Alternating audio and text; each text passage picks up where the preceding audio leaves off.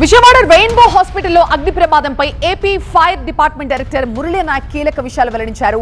విద్యుత్ short circuit తోనే అగ్ని ప్రమాదం జరిగిందన్నారు. అయితే సిబ్బంది అలర్ట్ గా ఉండడంతో పెద్ద ప్రమాదమే తప్పిందని, ప్రమాదం సమయంలో హాస్పిటల్లో 12 మంది పిల్లలుండగా ఆసుపత్రి సిబ్బంది అలర్ట్ అయి పక్క బిల్డింగ్ లోకి వాళ్ళందరినీ కూడా తరలించారని చెప్తున్నారు. 10 రోజుల క్రితమే రెయిన్బో హాస్పిటల్లో మాక్ డ్రిల్ కూడా నిర్వహించారు. ఫైర్ సేఫ్టీపై అవగాహన ఉండడంతో సిబ్బంది అలర్ట్ అయ్యారంటున్నారు ఫైర్ డైరెక్టర్ మురళీమోహన్.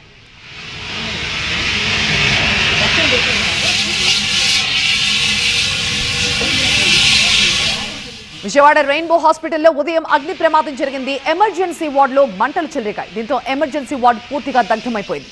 ఘటనా స్థలికి చేరుకున్న పటమట పోలీసులు, ఫైర్ సిబ్బంది మంటల్ని అదుపు చేశారు. ఫైర్ డిటెక్ట్ ఆటో సెన్సార్లు ఆన్ కావడంతో పెద్ద ప్రమాదమే తప్పింది. ఈ అగ్ని ప్రమాదంలో ఎమర్జెన్సీ వార్డులో ఉన్న సామాగ్రి మొత్తం కాలిపోయింది.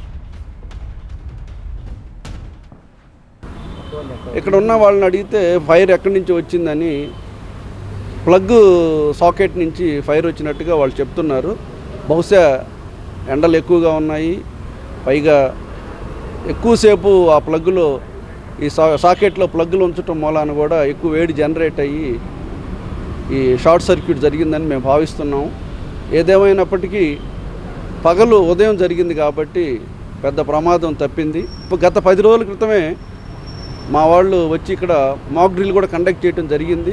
ఆ మాక్ డ్రిల్ సందర్భంగా ఫైర్ మాక్ డ్రిల్ కండక్ట్ చేయడం జరిగింది. దాని సందర్భంగా ఇక్కడున్న పనిచేసే సిబ్బందికి, ఇక్కడ కూడా ఫైర్ క్రూ కూడా ఉన్నారు ఇక్కడ హాస్పిటల్ వాళ్ళకి సంబంధించి, వాళ్ళందరికీ కూడా గట్టిగా ఇన్స్ట్రక్షన్స్ ఇవ్వడం జరిగింది. ఎండాకాలం కాబట్టి కొంచెం జాగ్రత్తగా ఎలక్ట్రికల్ ఎక్విప్మెంట్ని సరిచూసుకోమని. దాంతో ఇమీడియట్గా అక్కడ ఉన్న వాళ్ళు రెస్పాండ్ అయ్యి వార్డులలో ఉన్న పిల్లల్ని పక్కనున్న వాళ్ళ హాస్పిటలే పక్కన ఇంకొకటి ఉంది, దానిలోకి షిఫ్ట్ చేయడం జరిగింది. ఎవరికి ఎటువంటి ప్రమాదం లేదు అదృష్టవశాత్తు. కాకపోతే ఈ పొగ ఎక్కువ రావటం వలన గ్రౌండ్ ఫ్లోర్లోంచి పొగ ఫస్ట్ ఫ్లోరు, సెకండ్ ఫ్లోరు వెళ్ళటం జరిగింది.